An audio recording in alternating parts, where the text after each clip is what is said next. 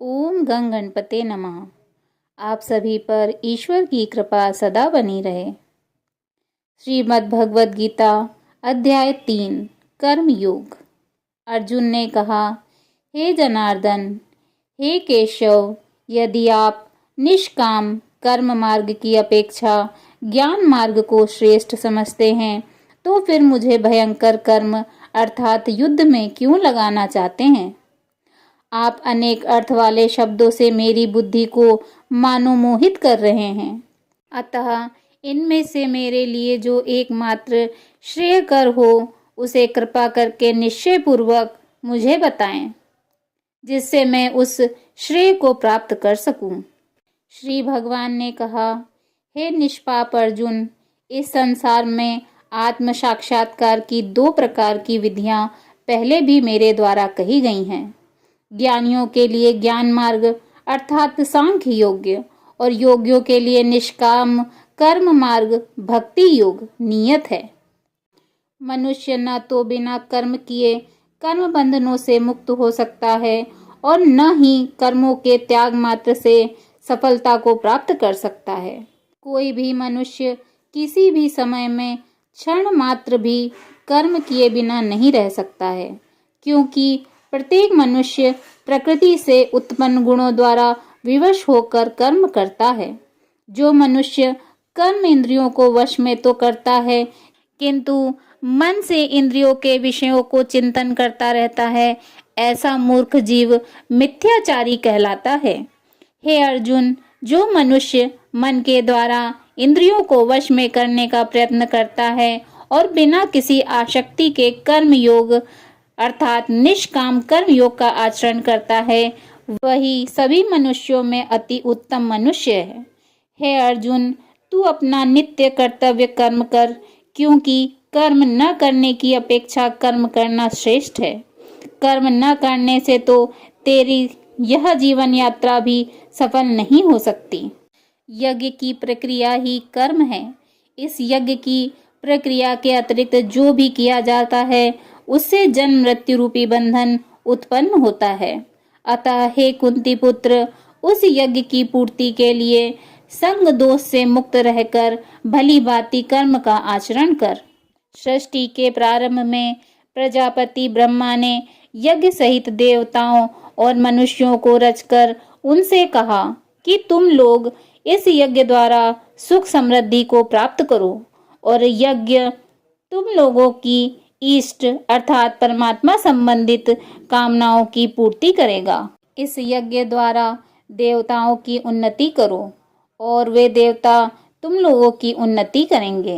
इस तरह एक दूसरे की उन्नति करते हुए तुम लोग परम कल्याण को प्राप्त हो जाओगे।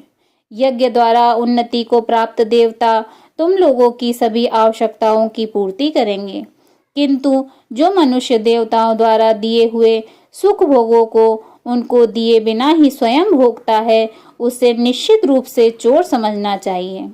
यज्ञ से बचे हुए अन्न को खाने वाले भक्त सब पापों से मुक्त हो जाते हैं, किंतु अन्य लोग जो अपने इंद्रिय सुख के लिए ही भोजन पकाते हैं, वे तो पाप ही खाते हैं।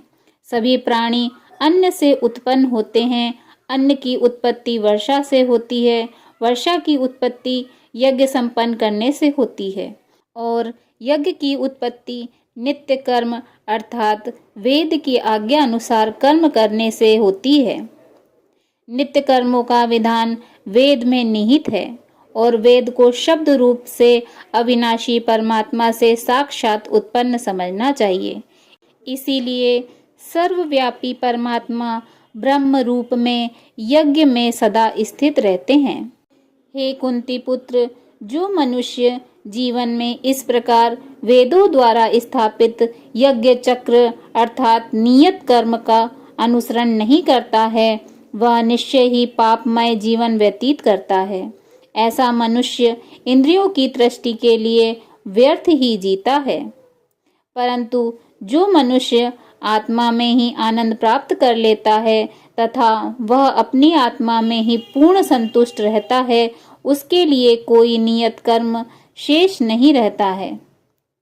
उस महापुरुष के लिए इस संसार में न तो कर्तव्य करने की आवश्यकता रह जाती है और न ही कर्म को न करने का कोई कारण ही रहता है, तथा उसे समस्त प्राणियों में से किसी पर भी निर्भर रहने की आवश्यकता नहीं रहती है।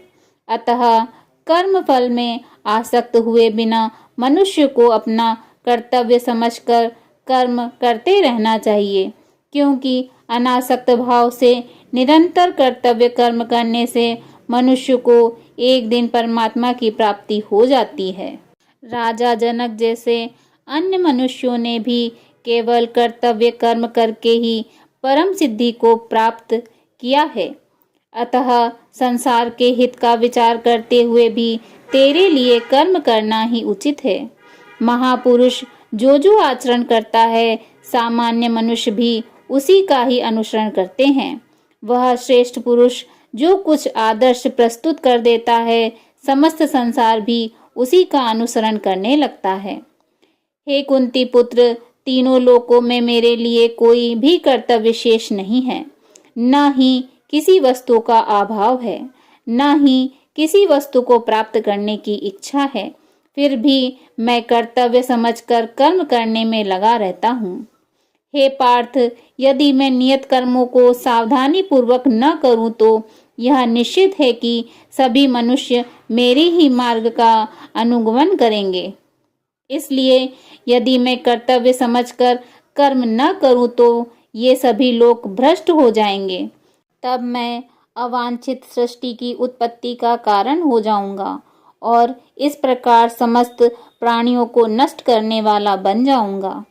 हे भरतवंशी, जिस प्रकार अज्ञानी मनुष्य फल की इच्छा से कार्य करते हैं, उसी प्रकार विद्वान मनुष्य को फल की इच्छा के बिना संसार के कल्याण के लिए कार्य करना चाहिए।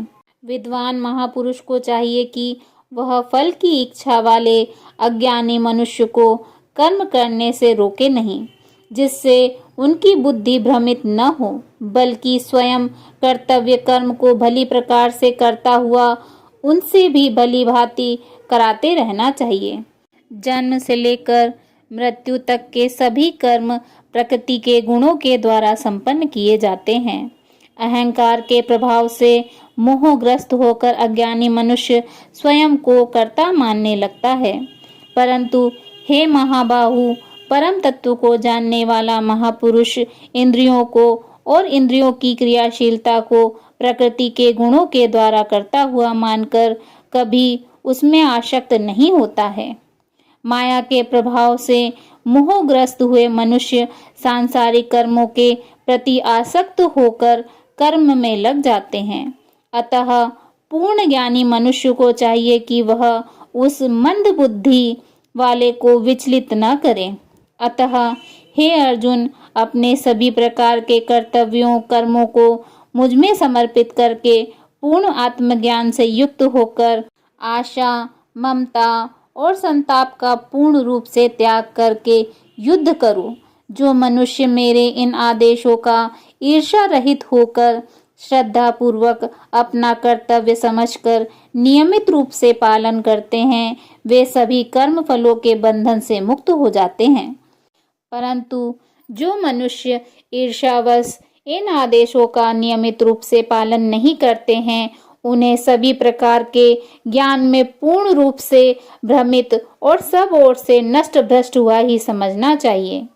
सभी मनुष्य प्रकृति के गुणों के अधीन होकर ही कार्य करते हैं, यद्यपि तत्वदर्शी ज्ञानी भी प्रकृति के गुणों के अनुसार ही कार्य करता दिखाई देता है।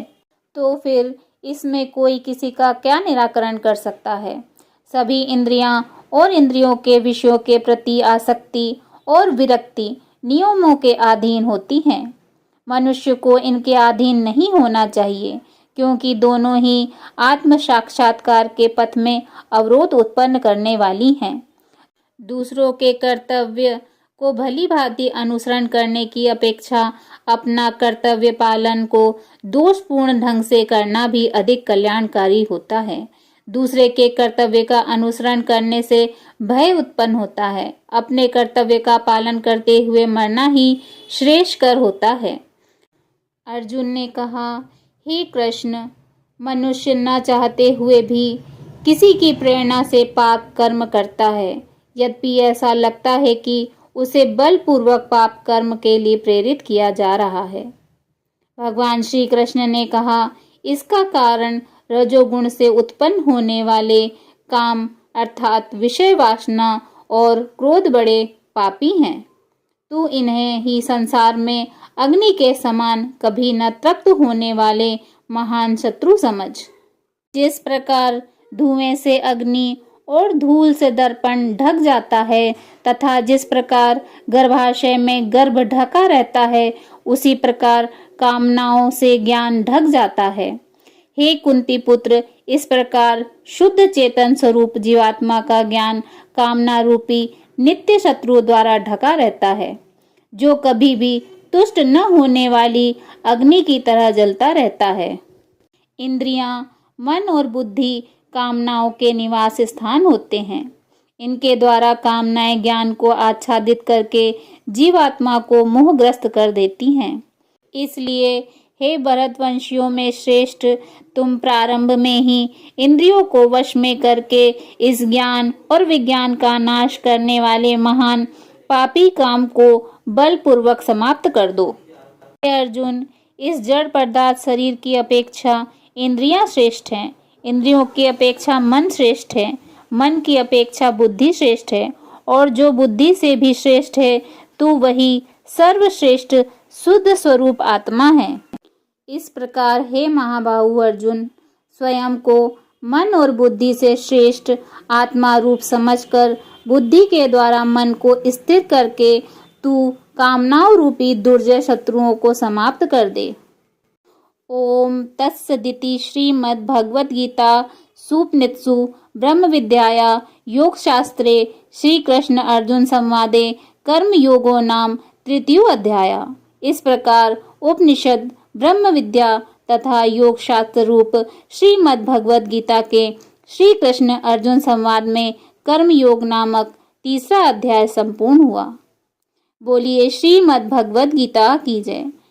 श्री हरि विष्णु की जय। ओम नमो भगवते वासुदेवाय। गीता के संपूर्ण अध्यायों का और उसके महात्मा का रसपान करने के लिए मेरे चैनल को सब्सक्राइब करिए। धन्यवाद।